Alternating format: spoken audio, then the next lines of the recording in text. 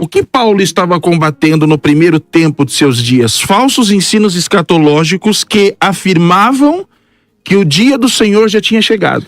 Inclusive é o motivo da escrita de Paulo para a igreja, falando, não chegou ainda. Esse é exatamente Vocês estão querendo falar que chegou, mas ainda não. O início da sua carta que nós precisamos deixar bem clara aos nossos internautas. Segunda coisa, que a comunidade ela vivia sob pressão política do Império Romano, com perseguições esporádicas, influências apocalípticas judaicas. E o ensino paulino, ele vem a primeiro ponto para trazer estabilidade pastoral e clareza escatológica para os crentes de Tessalônica. O professor Mateus apresentou a nós que, dentro do ponto de vista, né, o debate não é bem pré e pós, mas eu acredito que vai ficar, já vai ficar, eu tenho certeza, que é muito difícil a gente trabalhar a ideia do que realmente Paulo estava dizendo. Mas dentro das 3 hipóteses apresentadas na enquete, a hipótese que apresenta o governo da época é a hipótese mais cabível dentro do texto para que nós possamos buscar uma interpretação correta do que Paulo estava falando naquele momento. Então o senhor acredita que seja o governo da época? Ele está falando do governo da época. Sim. E aí, pastor Éder? Então, se o governo da época está resistindo o homem da iniquidade, então quem é esse homem da iniquidade que não pode se manifestar no governo da época do apóstolo São Paulo? É importante destacar aqui que essa carta de Tessalonicenses, a segunda carta, que é onde tem o texto que dá base para o debate, junto com a primeira carta de Paulo aos Tessalonicenses, são 2 cartas que são cartas de cunho pastoral, cunho de vida prática, mas também tem o seu teor, o seu tom escatológico. Tanto é que o arrebatamento da igreja é mencionado na primeira epístola de Paulo aos Tessalonicenses. E aqui, na segunda carta aos Tessalonicenses, nós temos então os textos que vão nortear a proposta do debate.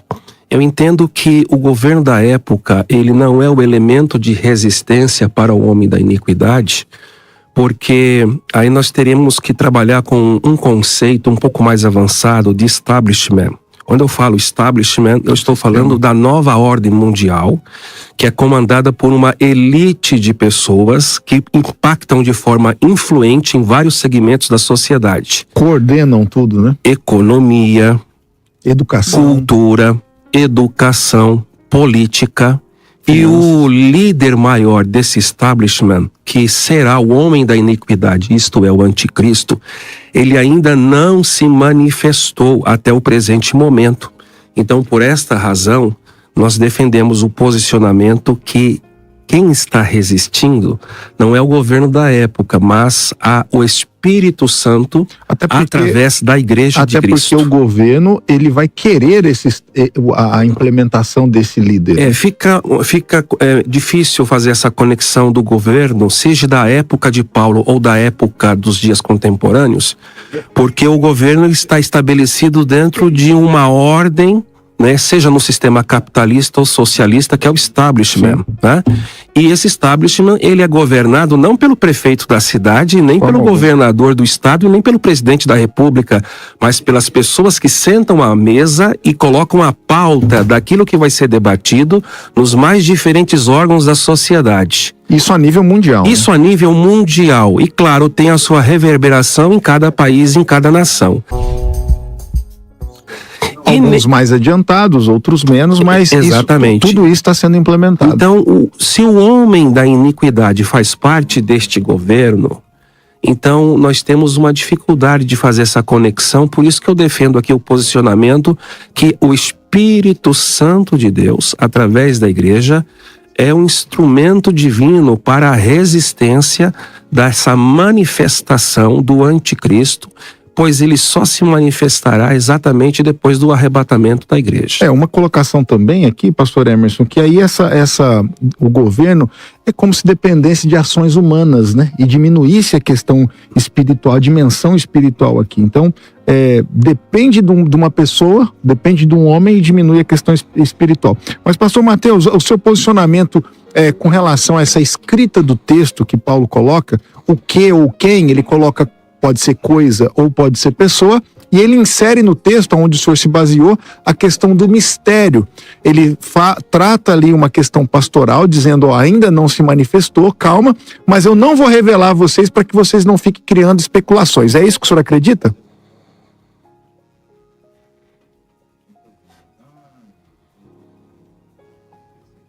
A igreja de Tessalônica, enquanto... Tá cortando um pouco aqui, Mateus. Eu acho que a Nani vai chamar o senhor aí, que tá cortando um pouco o áudio do senhor. Eu já volto com o senhor com essa mesma pergunta. Pastor Emerson, então acho que o senhor vai ter que se explicar um pouco melhor aí. Porque quando a gente fala de governo... Eu não acredito que não precisa me explicar para a seguinte questão. Nós temos praticamente ainda 1h30 de debate. O que eu estou trabalhando a princípio? Eu estou trabalhando exatamente o que o texto diz e apresenta, né? O pastor Éder, ele acredita na pessoa do Espírito Santo. Perfeito.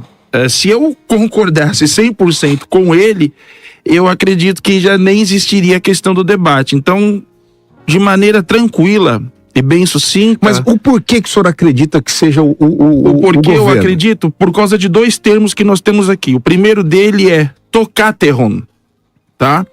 Tokateron, ele é apresentado aqui como neutro, tá?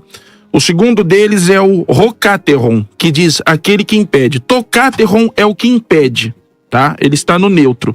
E o rokateron é aquele que impede. Então nós temos o que impede e nós temos aquele que impede. Aí eu coloquei aqui o que prende, contém, Tokateron, impede. perfeito. Ele entra como neutro, tá? Uma das melhores maneiras de você traduzir. Como que o senhor associa isso ao governo? Como eu associo isso ao governo? Exatamente pela neutralidade. Ele não fala de uma pessoa, ok? Então nós temos aqui uma realidade... Mas e o quem? Uma o senhor realidade... pegou uma palavra, o tocar. Mas e o quem que está no texto também? Então, vou chegar lá. Uma realidade, um sistema ou uma instituição, tá bom? Depois nós temos o rokateron, aquele que impede. Aqui nós temos um masculino, que pode ser uma pessoa, um agente, um governante, uma autoridade masculina, tá? O Espírito Santo não pode ser apresentado aqui como neutro, porque ele é masculino, começa por aí. Segundo ponto, o neutro e o masculino estão interligados, mas não são a mesma coisa. O neutro aponta uma instituição da ordem e o masculino aponta quem exerce essa ordem. E o que Paulo começa apresentando na sua época é exatamente esse conceito. Por isso, no decorrer do debate, nós vamos estar explicando por que não pode estar ligado à pessoa do Espírito Santo. E aí eu estaria perguntando também ao pastor Éder algumas perguntas. Deixa eu só voltar aqui com o pastor Mateus. Pastor Mateus, eu perguntei aqui acerca o que e quem, coisa ou pessoalidade, e o senhor, na sua fala inicial, o senhor falou a questão da exortação de Paulo, a questão pastoral de Paulo, não querendo revelar aos seus leitores quem era, justamente para não ter especulação, e por isso tem a palavra mistério aí no meio do texto. É isso que o senhor está defendendo? Para não criar verdade, especulações? Estão me ouvindo melhor aí? Sim, agora sim. Mas estão me ouvindo? Agora tá bem? Ok. Na verdade, não. Eu acredito que para a igreja de Tessalônica, Paulo falou enquanto ele estava lá, né? Pastoreando, formando aquela igreja na sua segunda viagem. Peraí, vamos por partes então. Então o senhor acredita que antes desse texto, Paulo tinha revelado, é isso? Não, é o que o texto diz, porque olha para você ver, no versículo 5, Paulo diz assim, ó: não vos recordais de que ainda convosco eu costumava dizer-vos estas coisas, e agora sabeis o que detém. Então a igreja de Tessalônica sabia do que é que Paulo estava falando, mas ele não escreveu o que ele estava já ensinando à igreja. Não, então, é do que ele estava falando ou de quem ele estava falando? De quem ele estava falando, de todo o ensinamento. Olha o texto. E agora sabeis o que o detém. A igreja de Tessalônica sabia o que deteria a ação do homem da iniquidade. A igreja de Tessalônica sabia. Nós é que não sabemos. Paulo, enquanto esteve em Tessalônica, informou a igreja o que detém a ação do homem da iniquidade. Só que ele não escreveu para a igreja o que detém. Então nós ficamos daqui com o nosso entendimento, com as interpretações. E já que ele explicou para a igreja de Tessalônica, mas não explicou na carta, nós iremos por eliminação. E aí eu acho que eu entro no debate, né? Por eliminação, eu entendo não ser a igreja, porque eu não compreendo que a igreja será arrebatada antes da grande tribulação. Logo, o Espírito Santo o senhor tirou fora. O Espírito Santo também não, né? O Espírito Santo também não, porque a interpretação de Espírito Santo está ligada à interpretação de que a igreja vai sair, né? Então, se nós hoje somos templo do Espírito Santo e aquele que o detém for o Espírito Santo, a igreja é arrebatada e vai a igreja e o Espírito Santo para o céu, né? Então, compreendo que não. Por que não? Por causa do texto. Na minha visão, eu compreendo que seja muito difícil entender que a igreja vai ser retirada da terra, justamente porque o apóstolo Paulo diz que a nossa reunião é junto com a vinda do Senhor. Então, olha o versículo 1. Irmãos, no que diz respeito à vinda de nosso Senhor Jesus Cristo e a nossa reunião com Ele, o que o versículo 2 chama de dia do Senhor, eu não separo vinda do Senhor com dia do Senhor. Por que não? Porque Paulo, aos Tessalonicenses, no capítulo 4 e no capítulo 5 da primeira carta, usa esses termos como termos ligados, sinônimos. Dia do Senhor e vinda do Senhor, na Bíblia, é a mesma coisa. Por exemplo, 1 Tessalonicenses 4 e 1 Tessalonicenses 5, mas também 2 Pedro, capítulo 3, que diz que o crente tem que estar santo até o dia do Senhor. E Paulo, também no capítulo 5 de 1 Tessalonicenses, diz que nós temos que estar santos até a vinda do Senhor. Então, dia do Senhor e vinda do Senhor é o mesmo evento.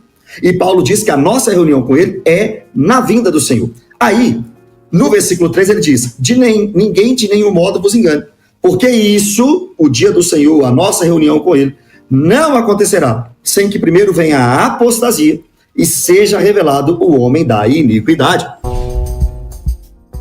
Então não pode ser a igreja, porque antes da manifestação do anticristo, a igreja estará na terra. E durante a manifestação, também estará na terra. O dia do Senhor, a vinda em glória do Senhor, não acontece sem que primeiro seja revelado o homem da iniquidade. Eu vejo alguns tribulacionistas dizendo para nós que nós, se quisermos esperar o anticristo, vocês que esperem. Nós estamos esperando Cristo. Ora, nós também estamos esperando Cristo.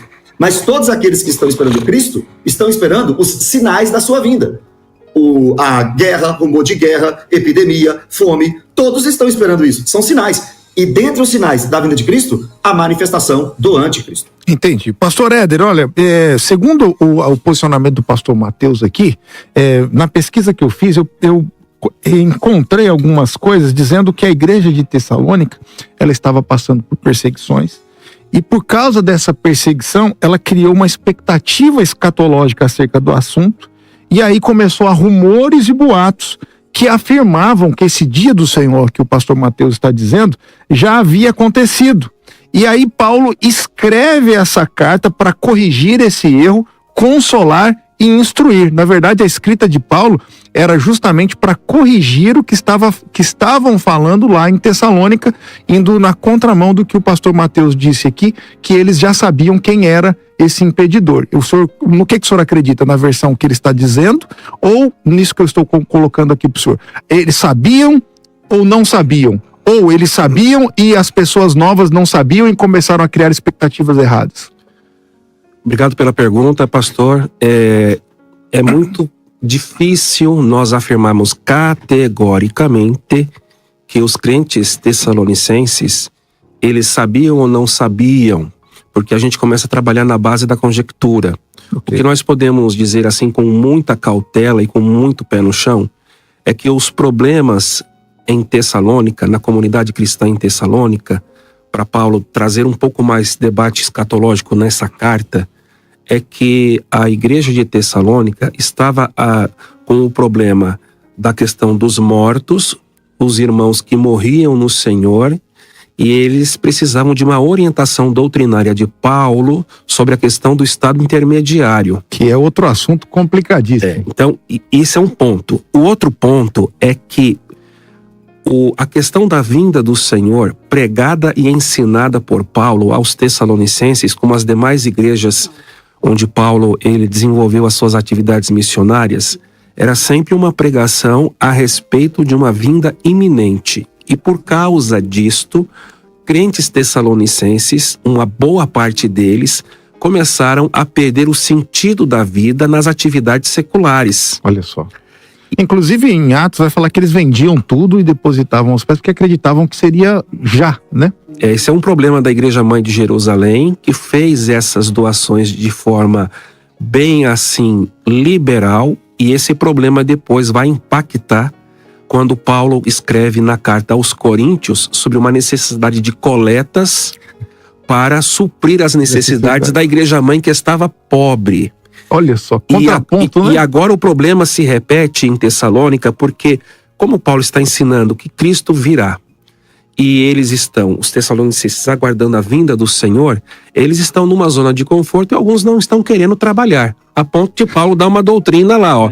Quem não trabalhe, não coma. Que não coma, ou seja, deve esperar a vinda de Jesus olhando para os céus, mas com os pés no chão, enfim, trabalhando, desenvolvendo as suas atividades profissionais, estudantis e assim por diante. Então a questão de Tessalônica é uma questão importante para entender o debate da escatologia. Ok. Então, o senhor concorda então que Paulo está escrevendo para exortar esse pessoal. Por favor, pastor Mateus. É só uma pergunta para eu até mesmo entender, né, a mentalidade do pastor Éder quanto a esse assunto. Ele disse que fica um pouco na conjectura nós falarmos que a igreja de Tessalônica sabia o que detém. Eu não entendi muito bem esse ponto, é só uma dúvida, só para eu entender o pensamento dele, porque, na verdade, não é uma conjectura, é textual, né? É textual. Olha, o versículo 6. E agora sabeis o que o detém. O que Paulo está dizendo é que a igreja sabia. Eu não estou interpretando, eu estou lendo. Paulo está falando para a igreja de Tessalônica, olha, vocês sabem o que o detém. Vocês sabem. Nós é que não sabemos. Por que seria uma conjectura se Paulo diz no versículo 6? E agora sabeis o que o detém.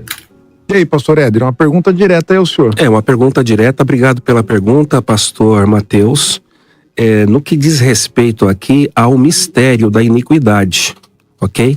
O contexto e o texto da palavra, o mistério da iniquidade, nesse sentido, a igreja de Tessalonicenses, ela não está aqui dando a sua opinião na carta. Quem está dando aqui a palavra pastoral aqui, na inspiração do Espírito Santo, é o apóstolo Paulo que está doutrinando lá a igreja de Tessalônica. Então, quando Paulo fala sobre o mistério da iniquidade, nós temos que ter aqui cautela, porque como é assunto de ordem escatológica, tem assuntos que nós, assim, batemos categoricamente, né, a interpretação, a vinda de Jesus, e nós temos as correntes teológicas, como é um debate teológico, senão não tem sentido a gente aqui estar reunido e a gente ficar em cima do muro. Então eu não estou em cima do muro, estou no meu posicionamento teológico aqui.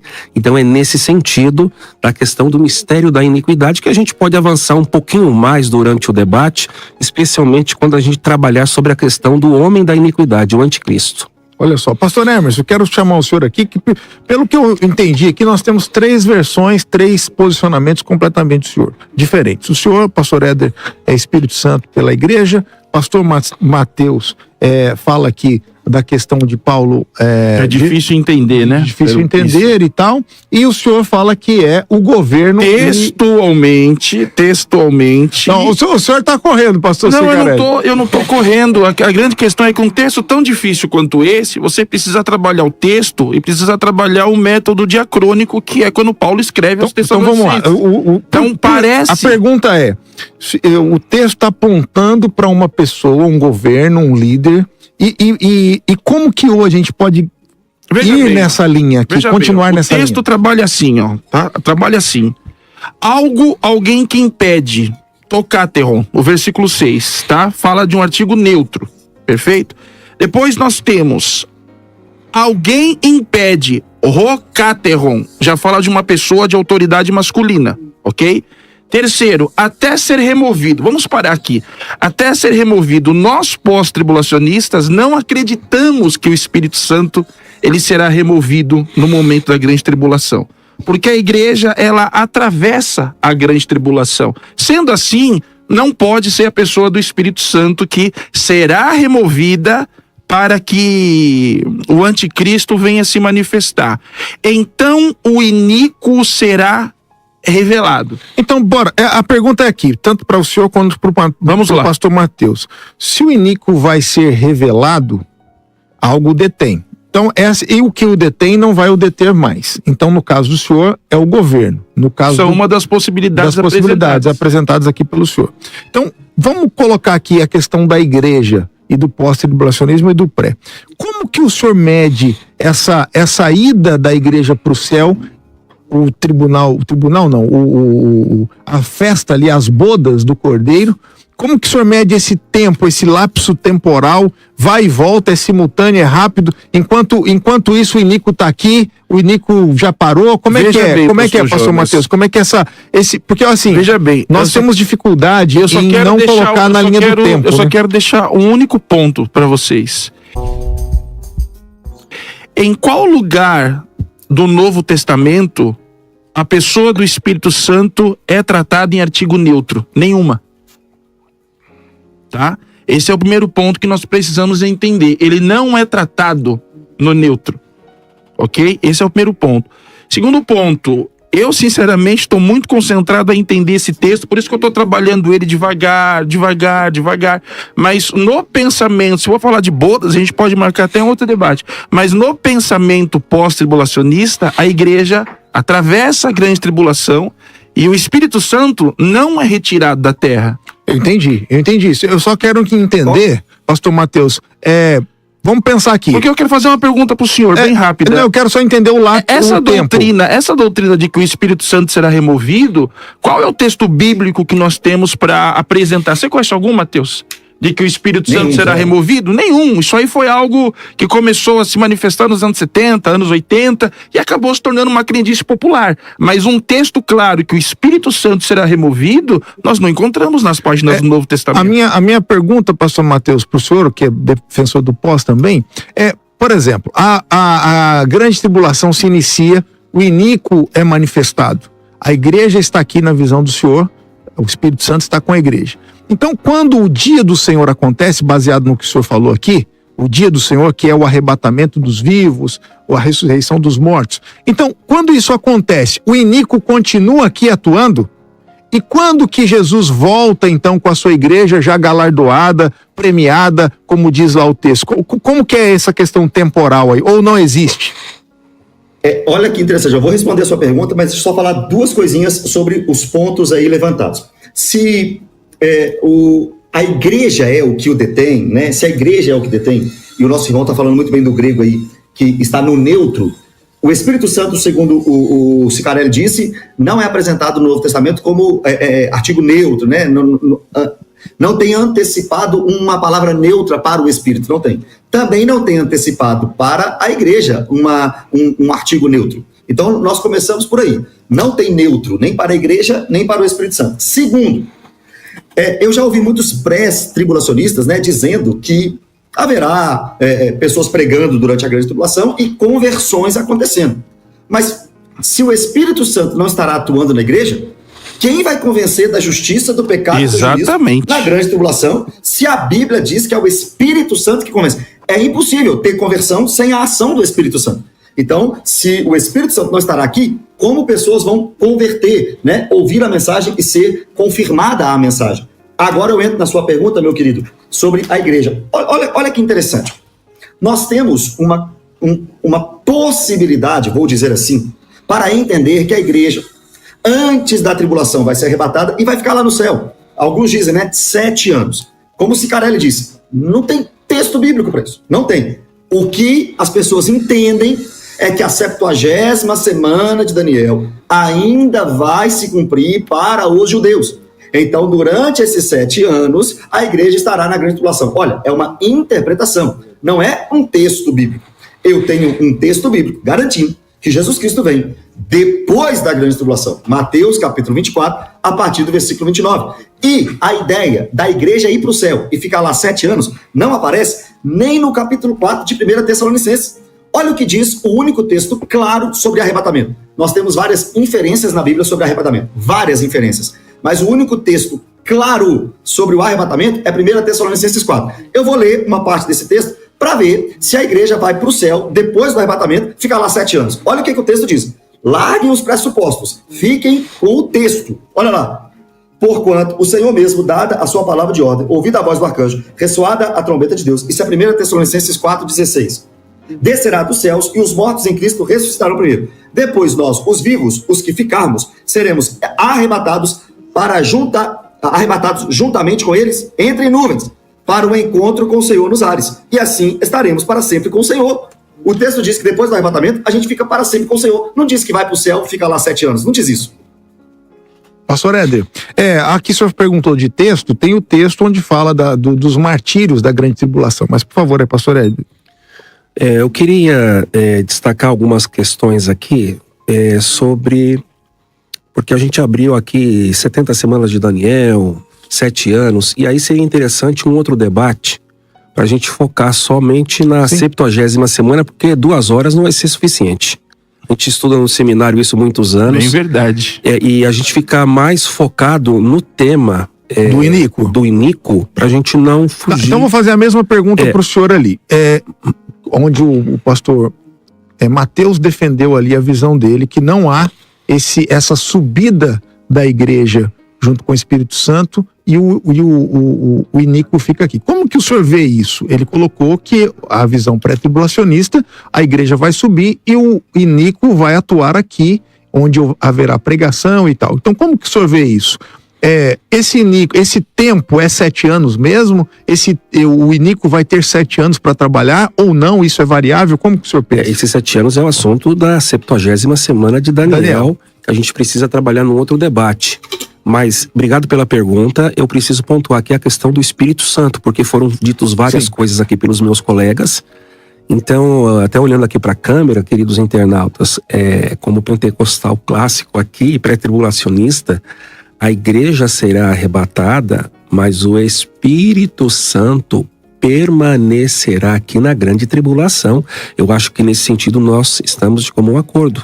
Porque ele permanecerá sim. Porque a questão do Espírito Santo que convence o homem do pecado, da justiça e do juízo. E na grande tribulação haverá salvação de almas. E é importante também destacar aqui o atributo da onisciência do Espírito Santo. O Espírito Santo, ele é onisciente. Então, foi dito aqui ensinamentos das décadas de 60, 70 e 80. Seria até interessante citar algumas fontes. Por favor. Aí a citação das fontes seria dita pelo colega, o pastor Emerson, né? Das décadas de 60, 70 e 80, que ele mencionou. Começou nessa época, o senhor fala? Que mencionou que o Espírito Santo, ele vai subir, né? Então, na verdade, quem está detendo o homem da iniquidade é o Espírito Santo através da igreja.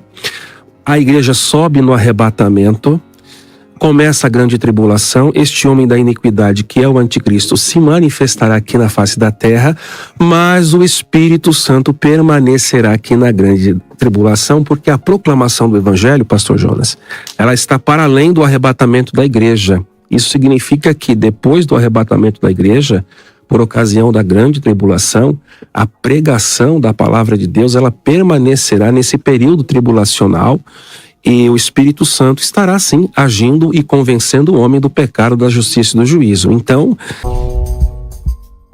eu não estou defendendo o posicionamento que o Espírito Santo ele sobe e não vai ter mais Espírito Santo aqui na grande tribulação. Não. A igreja será arrebatada e aqui na grande tribulação você tem vários acontecimentos que a gente poderia marcar um outro debate para pontuar isso de forma mais assertiva numa outra ocasião. Ok, só para contextualizar os nossos ouvintes aqui, as tendências aí do moderno acerca dessa resposta aqui, a tradição reformada, os comentadores aqui reformados modernos, pastores, acadêmicos, dividem-se em alguns, enfatizam que a igreja, por meio do Espírito, é agente restritivo. Outros destacam a função das autoridades estabelecidas. Então, de uma maneira geral, aí há também pós-reformados que defendem essa ideia também. Na tradição arminiana, a ênfase é o Espírito Santo, aqui já está colocado aqui pelo pastor Éder. Então, há um equilíbrio na divergência, e tanto os prés consideram a questão do Espírito Santo, mas dentro dos reformados, há também essa visão defendendo Então. que seja o Espírito Santo dentro pela igreja. Aí. Então, dentro do conceito do primeiro século, os pais apostólicos, pode parecer loucura que eu vou dizer, mas esse era o pensamento deles, tá bom? O Império Romano era interpretado no tokateron, que no caso é o artigo neutro. Por quê? Porque essa palavra tokateron, ela fala sobre um sistema, tá? Então muitos viam e interpretavam no século I como o Império Romano. Ó, eu tenho aqui essa lista, ó. Crisóstomo, Império Romano. Deixa eu só concluir. É só para ler Sim, Crisóstomo. O Tertuliano, Agostinho, Império Romano. Perfeito. Teodoro de Ciro, Ordem Civil e Magistratura. E aí Hipólito inclina-se para a questão espiritual. Irineu fica com o texto, igual o pastor Mateus ele está dizendo. E aí a patrística vem falando também aí sobre o Império Eles Romano. Também, isso, é até boa essa citação para que os internautas vejam que, por mais estranho que seja esse pensamento, ele era um pensamento existente de época, patrística. Correto? Perfeito. Também viam o imperador como o líder político que aparece no masculino, o Rocateron, tá? Para eles, nesse motivo, Roma era vista como aquela que segurava a anarquia mundial. Entre século II a V, começa Tertuliano, Crisóstomo, Agostinho, todos afirmam que Paulo fala de Roma intencionalmente de forma velada por questões políticas. No período medieval, interpretações mais espiritualizadas, em interpretações mais espiritualizadas, o impedidor seria o Espírito Santo, a igreja, uma autoridade civil. A partir do período pós-reforma, com divisão entre reformadores e futuristas, Roma seria o homem da iniquidade, o impedidor seria a autoridade civil. Já no pensamento futurista, o impedidor seria o Espírito Santo retirado no arrebatamento. Agora, uma coisa que o pastor Éder falou com muita propriedade e eu aplaudo, é exatamente, embora ele seja pré-tribulacionista, nós concordamos dentro do conceito de que o Espírito Santo continuará na terra em meio à grande tribulação. Até aí, perfeito. Ele perguntou para mim a respeito das fontes, né? Sobre o que eu mencionei, que isso começa nos anos 70, 80, 90. Pastor Éder, muitas pessoas como eu nem sabem de onde isso começou. Mas em muitos púlpitos, em muitas pregações avivalísticas, isso já foi muito mencionado por pregadores pentecostais. Também sou pentecostal. Quem sabe eles não tinham a informação correta, mas isso foi gritado aos 4 cantos do Brasil durante muito tempo. O senhor permite uma fala? Irmão João? Por favor, fica à vontade. Mediante o que o meu colega, o pastor Emerson, está dizendo, então nós entendemos que existe uma irresponsabilidade da parte desses pregadores, sim, que estão usando o púlpito de forma indevida, sem base bíblica e sem o devido cuidado exegético, afirmando aquilo que a Bíblia não afirma.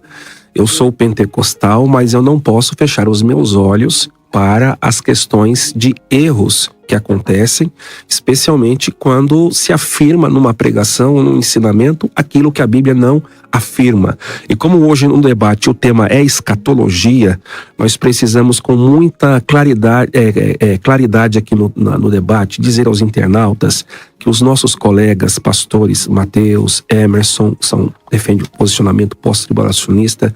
Eu defendo com o pastor Provinel, que está ausente aqui, né? Fugiu do debate, né? O posicionamento pré.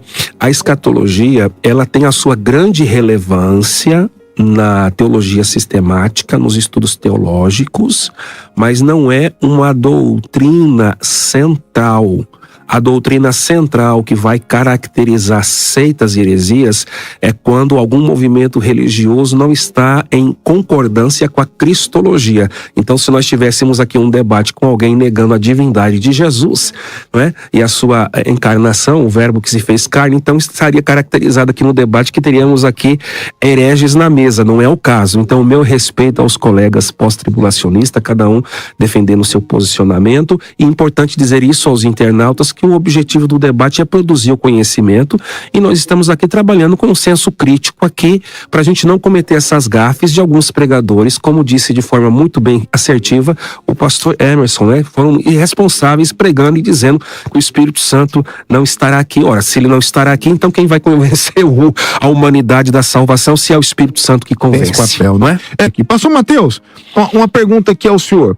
Se aceitarmos que o texto tem dupla dimensão, a questão espiritual e a questão também sociopolítica, a ambiguidade do texto aqui, como formulamos uma prática cristã que cuide tanto do testemunho espiritual quanto da responsabilidade cívica, que é também uma questão aí, o cristão envolvido na política hoje em dia, a gente vê muito isso. Então, como a gente não abrir mão do espiritual, mas também não abrir mão da questão cívica, visto que há uma dicotomia, posso assim dizer, entre os teólogos aí acerca do assunto. Uma grande parte fala que é espiritual, outra grande parte fala que é o Império Romano e essa questão cívica. Como que o senhor equaliza essa questão?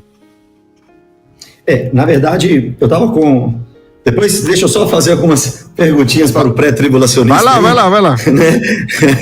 Mas primeiro eu quero parabenizá-lo, porque realmente não pode ser o Espírito Santo, porque se o Espírito Santo é onipresente, como é que se retira um onipresente de algum lugar? Não tem como. O Espírito Santo estará aqui, como estará no céu, como estará em todo lugar, porque ele é onipresente. Não tem como retirar alguém que é onipresente de algum lugar, né? Mas respondendo a sua pergunta rapidamente, o próprio apóstolo Paulo, né, na primeira carta, no capítulo 5, versículo 23, até citei rapidamente este versículo, ele diz, olha, o mesmo Deus da paz vos santifique em tudo, o vosso espírito, alma e corpo sejam conservados íntegros e irrepreensíveis na vinda de nosso Senhor Jesus Cristo. Primeiramente, até a vinda do Senhor Jesus, a igreja tem que estar com todo o seu ser irrepreensível, que para mim é uma prova de que a igreja estará aqui até o dia glorioso do nosso Senhor Jesus Cristo, né? Que para mim não é antes da tribulação, mas é depois. O próprio apóstolo Paulo diz também que todas as autoridades, né, são colocadas por Deus, instituídas por Deus. O apóstolo Paulo, lá em Atos capítulo 20, se submete até mesmo, talvez, se necessário fosse, a uma pena de morte, né, por causa das autoridades romanas instituídas de sua época. Nós não temos o chamado anarquista. Ninguém da era cristã é chamado para não obedecer leis e não ser submissos às autoridades. Nós, independentemente de qual linha teológica seguir aqui na escatologia, independente dela, nós temos toda a Escritura nos ensinando que temos que manter fidelidade a Deus, fidelidade às Escrituras, mas também submissão às autoridades. Então deixa eu interromper o senhor aqui, tem um rapaz do Rio aí, o camarada fala até palavrão em cima do púlpito, um cara meio libertário, então isso aí não é de Deus, não. Não, com certeza não, porque primeiro, palavra torpe não pode sair da nossa boca, segundo Efésios capítulo 5. Mas ele fala que teve uma profecia lá, que falou que Deus ia mudar a linguagem. Segundo vozes, ele pode falar, segundo, qual que é a fonte? Vozes da minha cabeça, né? Só para descontrair um pouco aqui, pastor Mateus. Não, sem dúvida alguma, a profecia não vai descredibilizar, retirar, né, toda a credibilidade das Escrituras Sagradas. Então esquece essa falsa profecia aí. E voltando, né, o apóstolo Paulo, na verdade, quando se quebra a submissão ao Estado? Quando? Atos 4 e Atos 5, né? Quando a autoridade te faz ir contra a Escritura Sagrada. Aí mais importa agradar a Deus do que aos homens, e eu não posso deixar de falar daquilo que eu tenho visto e daquilo que eu tenho ouvido. E aí é justamente o ponto onde se rompe e esse governo vai parar de restringir o iníquo e ele vai se manifestar. Então, mais ou menos nessa linha. O senhor falou que ia fazer uma pergunta aqui para o pastor Éder. Exatamente. Primeiro, citando até uma fala sua mesmo, Varão, sobre a igreja, né, no céu, né? Aí você me falou assim, olha, Apocalipse capítulo 6, né, nós temos os mártires vindos da grande tribulação. Mas é claro, sem dúvida alguma, eu até concordo, eu até queria ver com vocês, porque esse negócio assim, os pré-tribulacionistas falam assim, quando que a igreja então vai para o céu, na visão pós? Ora, uma grande parte da igreja já está no céu. Sim, com certeza. Os mártires decapitados já estão no céu. Paulo está no céu. Todo mundo que morre Pedro em Cristo já está no céu, né? Eu creio na imortalidade da alma, então eu acredito que uma grande parte da igreja já está no céu. Então essa pergunta não é correta. Não, mas peraí, uma Quando a grande igreja vai parte ao céu? tem uma parte que não tá? É uma parte que tá viva. É, uma parte está na terra. Tá na o quê? terra. Viva? Uma parte da igreja está na terra. Hã? A viva, né? Aí, os Claro, que estão sem vivos. dúvida. Ok. Uma parte da igreja está no céu, uma parte da igreja está na terra. Ok, entendi. Sempre foi assim. Na grande tribulação também. Na grande tribulação, uma parte da igreja estará no céu, meu avô, meu bisavô que já morreu, e quem estiver vivo durante a grande tribulação, que é a igreja, estará na terra. E é até assim, na Bíblia, né, nós conseguimos encontrar a igreja na grande tribulação um capítulo depois daquele que você citou. Você citou o capítulo 6 e eu cito o capítulo 7, né, onde uma grande multidão de tribo, nação, povo e língua está em pé diante do Cordeiro. E aí tem João e o anjo conversando. Versículo 14. Meu Senhor, tu o sabes. Na verdade, o versículo 13, né, um ancião. Um dos anciãos toma a palavra dizendo: estes que se vestem de vestiduras brancas. Vestiduras brancas, lá em Apocalipse 2 e 3, é para a igreja, Igreja Éfeso, Esmirna, Pérgamo, Tiatira, Sardes, Filadélfia, Laodiceia. Essas igrejas, os crentes, os cristãos, a igreja, está de vestidura branca. E agora no capítulo 7 aparece mais um povo de vestidura branca. Quem que é? A igreja, é claro. Quem são e de onde vieram? Respondeu-lhe: meu Senhor, tu sabes. Então ele me disse: são estes que vêm da grande tribulação. Lavaram suas vestiduras e as alvejaram no sangue do Cordeiro. Então, uma pergunta, Quem que uma tem veste pergunta aí. É a igreja, a gente entende isso. Mas essa pergunta aí, Só pra gente concluir. que tempo é esse aí, desse versículo que o senhor leu? Grande tribulação, no período da grande tribulação. Mas aí Deus tá lá em cima? Jesus tá lá em cima? A igreja tá lá em cima? A parte da igreja que já morreu, tá. A parte... Não, esses que vêm da grande tribulação, estão em cima do versículo que o senhor leu. Isso. Crentes que foram assassinados na grande tribulação e que agora estão no céu. E tá, então tá acontecendo a grande tribulação e eles chegaram diante de Jesus lá no céu. Sim, porque foram assassinados aqui. Então a igreja tá lá no céu, que o senhor falou aí, vestes brancas. Uma parte da igreja está no céu. É porque os vivos que estão na grande tribulação estão aqui. É isso, são igreja. Os vivos crentes são igreja. Ok. Eles estão sendo assassinados. Só queria terminar essa fala. Por favor. Terminar. Porque quem está na terra morrendo e indo para o céu? Essa é a visão, e o ancião está perguntando para João: quem é esses que morreram e que estão indo para o céu? Ah, eles vieram da grande tribulação. Lavaram as suas vestes no sangue do Cordeiro. E Atos, capítulo 20, versículo 28, diz que quem lava as vestes, quem são lavados pelo sangue do Cordeiro, é a igreja, que Jesus comprou com o seu sangue. Ok, pastor Éder. Nós vamos fazer os comentários em cima do que disse o pastor Mateus, mas o pastor também tinha feito uma pergunta relacionada ao governo. O equilíbrio. Que aí eu já aproveito e já faço... É o equilíbrio entre o espiritual e essa questão de ordem cívica aí. Então eu vou tentar aqui resumir as questões. A questão do governo, buscar um ponto de equilíbrio, para a gente ficar mais focado no tema do debate, porque se a gente começar a abrir na escatologia, é verdade. A gente vai perder o foco, e aí um respeito aos meus queridos internautas. Mas todas as colocações que o pastor Mateus disse são muito bem colocadas, e isso também enriquece. Bem, o texto de Tessalonicenses, segunda carta, fala do homem do pecado. Mas o mesmo contexto fala do mistério da iniquidade.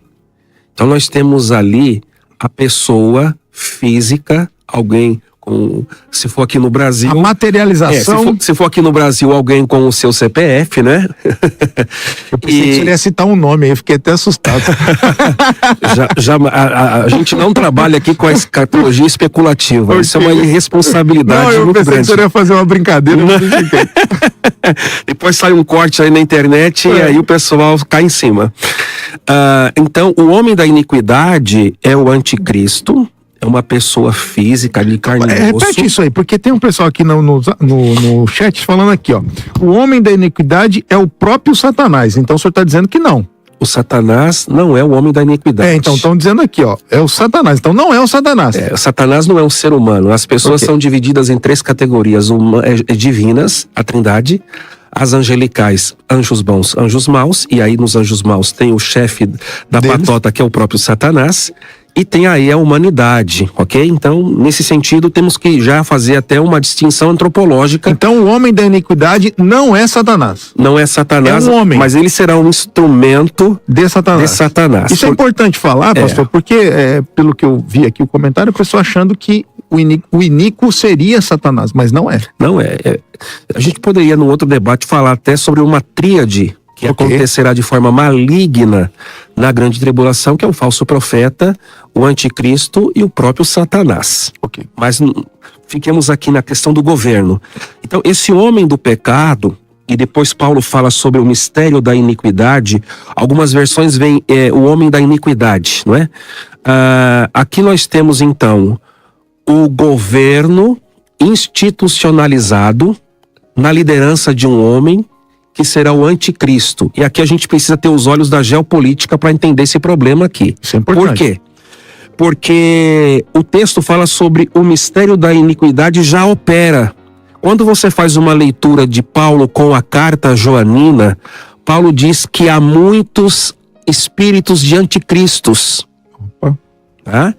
Então, a manifestação desse espírito, e aqui eu estou falando de espíritos no plural, conforme João escreve nas suas cartas, já é uma manifestação já desde a época do primeiro século da era cristã, mas no decorrer da história da humanidade, a escalada da iniquidade, ela vai crescendo exponencialmente.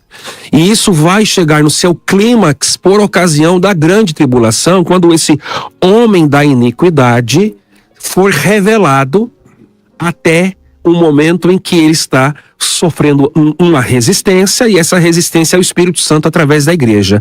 Nesse sentido, aí você tem a questão da institucionalização do pecado. Para responder a pergunta dos governos. Tá, vai lá. Para você entender hoje o problema dos governos. Os governos, seja de ordem capitalista, socialista, nos países, regimes fechados ou regimes abertos, liberais ou não liberais, no norte global, sul global, não interessa. Qualquer governo do planeta Terra.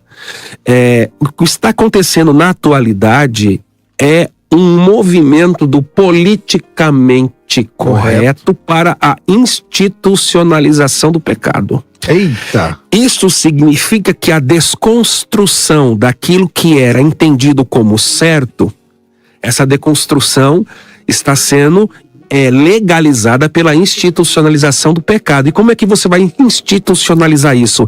Através de leis legislativas nas mais diversas esferas da sociedade, com os vereadores. Romanos 1. Com os vereadores no município, com os deputados estaduais no estado e com os deputados federais e senadores a nível nacional, em se tratando de Brasil. Então o pecado ele vai se institucionalizando, isso a nível de Brasil, isso a nível de países da América do Sul, América do Norte, Europa, Ásia, Oceania e assim por diante.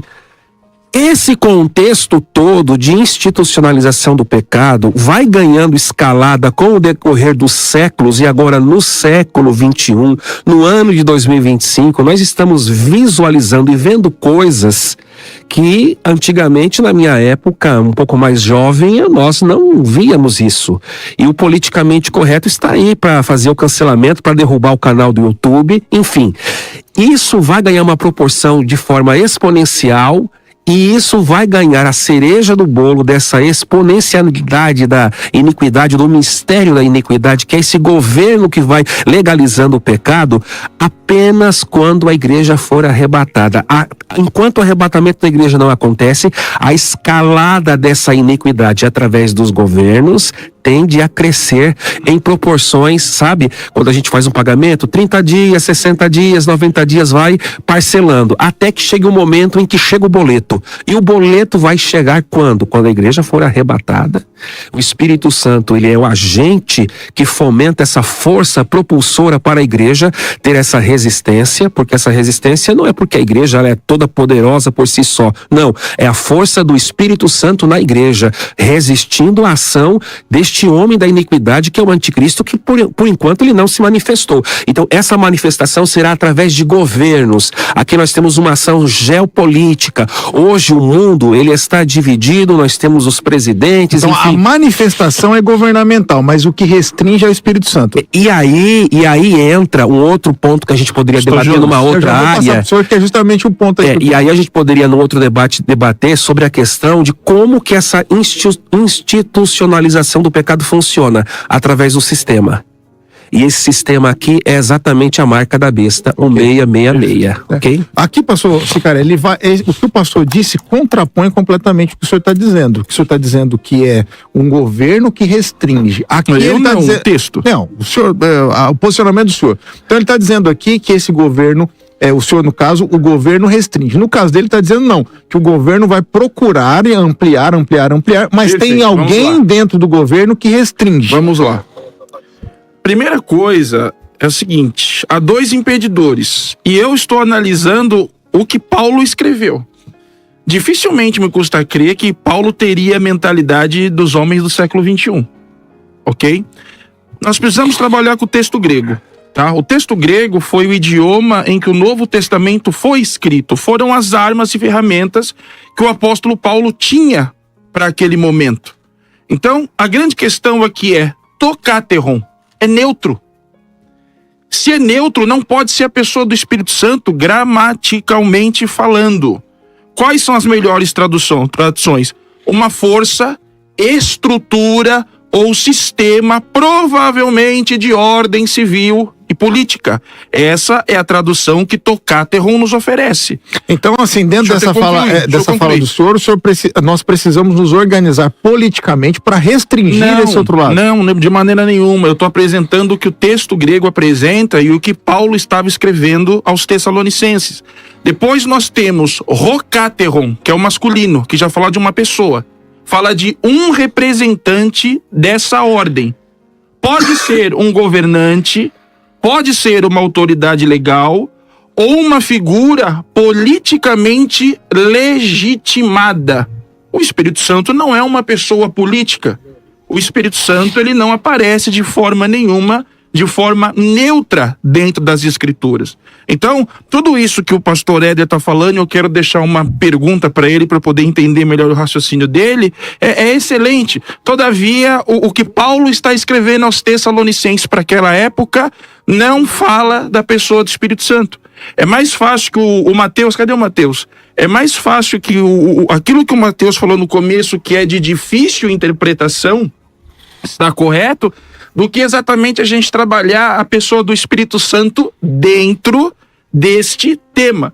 Porque na análise morfológica de Cateron, nós temos o quê? Nós temos uma forma de particípio presente, neutro, nominativo acusativo singular, do verbo caterro. Aspecto verbal, presente, ação contínua, durativa e atual. Voz, ativa, função, aquilo que está segurando, aquilo que está restringindo. Embora a pessoa do Espírito Santo não é neutra e o Rocateron apresenta um representante de ordem governamental, autoridade legal, uma figura política legitimada, eu gostaria que o pastor Éder me ajudasse a entender uma coisa. O pastor Éder acredita que o Espírito Santo ele ficará na grande tribulação, embora, na sua defesa pré-tribulacionista, ele acredita que a igreja vai subir. Sim. Correto, pastor Éder, até aqui? Correto? Perfeito. Então, pela onisciência do Espírito Santo, já foi comprovado claramente que ele não vai ser retirado da terra. Perfeito. Mas, na sua opinião, com muito respeito, com muita vênia, para que eu possa entender, se é o Espírito Santo que impede a manifestação do anticristo, por meio da igreja. No mundo. Okay. No mundo. Será o próprio Espírito Santo que irá liberá-lo? É uma pergunta com toda a humildade para que eu possa entender. Pode responder. Vamos lá então. Queridos internautas, uma das ferramentas hermenêuticas para a gente trabalhar a interpretação, existem várias ferramentas hermenêuticas. Uma das ferramentas hermenêuticas é o método histórico-gramatical.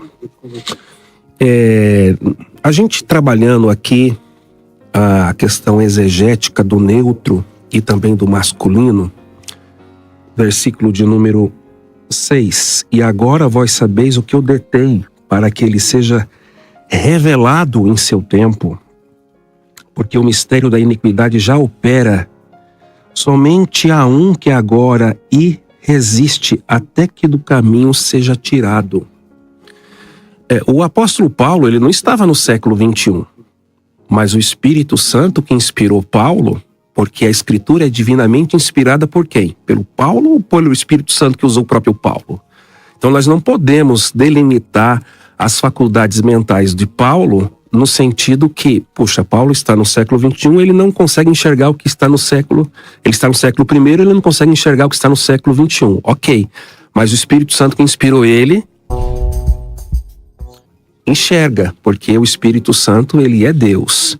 Então não há nenhuma dificuldade nesse sentido, porque a Escritura não foi escrita pela inspiração humana, mas pela inspiração divina. Pelo menos eu defendo o posicionamento deste ponto teológico. A questão do método histórico gramatical, neutro e masculino. O neutro, nós temos aí vários pontos que foram já abordados pelo pastor Emerson, e a igreja, quando aqui a gente está falando de escatologia, mas tem que conversar com as outras teologias sistemáticas aqui, tá? A gente tem aqui na eclesiologia, que é uma outra ferramenta da teologia sistemática, a igreja como organismo e como organização. A igreja como organismo, ela é o corpo místico de Cristo, e Cristo é a cabeça da igreja. Mas a igreja como organização, ela é institucional. Ela tem o aspecto da localidade, ela tem um aspecto que, se você falar hoje na linguagem do século XXI, ela tem uma razão social, tem uma placa denominacional, tem um CNPJ, tem um regimento interno, tem um estatuto, né? Então, do ponto de vista institucional da igreja local, no sentido de igreja como organização, o neutro aqui, a expressão grega no neutro, ela pode muito bem ser compreendida como o Espírito Santo através da igreja como instituição, ok? No sentido de igreja local em Tessalônica, igreja local em Roma, igreja local em Corinto e assim por diante, se a gente fizer o recorte no século I da era cristã. E na questão da transição do gênero neutro para o masculino, aí sim, nós temos o Espírito Santo de Deus como o agente que vai fazer a grande provisão, a grande força propulsora para que a igreja resista esse mistério da iniquidade, para que esse homem da iniquidade não se manifeste enquanto a igreja está aqui.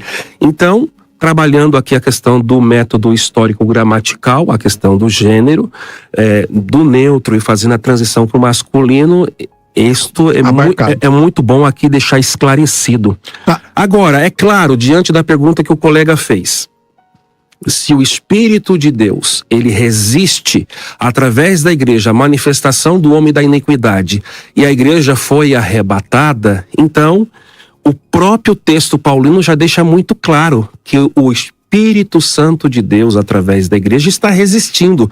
Se a resistência termina porque a igreja já foi retirada, então você vai fazer a dedução lógica que a manifestação do homem do pecado vai ser presente na grande tribulação. Ok, então o Espírito Santo é intrínseco à igreja. Vamos ouvir os áudios aqui, pastor, e a gente já volta. E aí voltamos também com o pastor Mateus ali. Por favor, JC, coloque aí o primeiro áudio aí. Olá, bom dia a todos, a paz do Senhor. Meu nome é Flávio, congrego na Assembleia de Deus no Brás, do campo de São Bernardo do Campo. E eu queria fazer uma pergunta referente a um argumento feito pelo pastor Mateus, quando ele fala que lá na carta de Paulo aos Tessalonicenses, Paulo diz que havia conversado já com os irmãos de Tessalônica e que agora eles sabiam. Com base na afirmação desse texto, a pergunta seria o seguinte: então o anticristo já se manifestou e se manifestou na época da igreja dos irmãos de Tessalônica, ou seja, na igreja ali do primeiro século, ou nós temos aí uma revelação do anticristo para alguns períodos determinados da igreja, e nós teríamos uma revelação do anticristo para nós. Claro que apenas uma vinda de Cristo ainda resta. Teve a primeira vinda, na qual ele pisou na terra, e agora a sua segunda vinda. Mas nós teríamos uma revelação do anticristo para cada época da igreja? Obrigado, Deus abençoe. Pastor Mateus, antes do senhor responder, que é uma pergunta direta ao senhor, essa pergunta dele está muito baseada ao sistema judaico, que eles acreditam, os judeus acreditam que há vários anticristos no decorrer do tempo. Então eu acredito que a pergunta dele seja nessa ótica. Por favor, pastor Mateus. Sim, na verdade, não, eu acredito que exista uma figura escatológica no fim dos tempos, que seria aquilo que só João chama de anticristo. Paulo chama de homem da iniquidade. Não dá para aprofundar, mas talvez o abominável da desolação, que em uma perspectiva profética, Jesus também anuncia, né? Acredito que seja uma das cabeças feridas de morte, das 7 cabeças da besta do mar, de Apocalipse, capítulo 13. Então, eu acredito que a profecia, a doutrina, o ensinamento sobre o anticristo seja firmada e cumprida ainda escatologicamente falando, no futuro, né? Mas não podemos negar também que o espírito do anticristo já atua e que muitos anticristos têm aparecido pelo mundo desde o primeiro século. Podemos afirmar isso porque é o que João afirma, né? Lá na sua primeira carta. Quem nega que Jesus é o Cristo, que Jesus veio em carne, todos esses estão no espírito do anticristo. Quem faz oposição à nossa cristologia tão saudável, né, defendida por nós hoje, está no espírito do anticristo. Mas virá alguém e... É uma pessoa apenas, né? A conversa de você. Exatamente, ouvindo a conversa de vocês aí, concordo 100%, né, sobre ser uma pessoa, um ser humano de carne e osso, porque é o que Paulo diz no versículo 3, né, o homem da iniquidade. Pastor, mas a pergunta dele ali fala ali, que o versículo que o senhor leu, falando que eles já sabiam. Então a pergunta deles Paulo deu um nome ou Paulo falou de maneira genérica que viria um? Não. Acredito que Paulo tenha explicado o que detém. A característica. Detém, mas ou o que, ou aquele, né? A característica. Mas não que estivesse acontecendo naqueles dias. Por exemplo, eu sei que Cristo veio em glória. Isso não quer dizer que Cristo veio em glória hoje, ou que vai vir em glória hoje. Eu sei que ele vem. Eu tenho a informação que ele vem. Mas não quer dizer que vai acontecer nos meus dias. Voltando, né, no versículo 6, né? E agora sabeis o que o detém. Então a igreja de Tessalônica sabia o que é o objeto do nosso debate hoje. Como nós não estávamos em Tessalônica nos 3 sábados que Paulo ficou ali, nós estamos debatendo aqui. Mas se voltássemos ao primeiro século e esse programa fosse lá para a igreja de Tessalônica, não teria debate, porque a igreja sabia. Paulo falou para a igreja. As características. Mas Paulo não escreveu em sua carta. Entendi. Exatamente.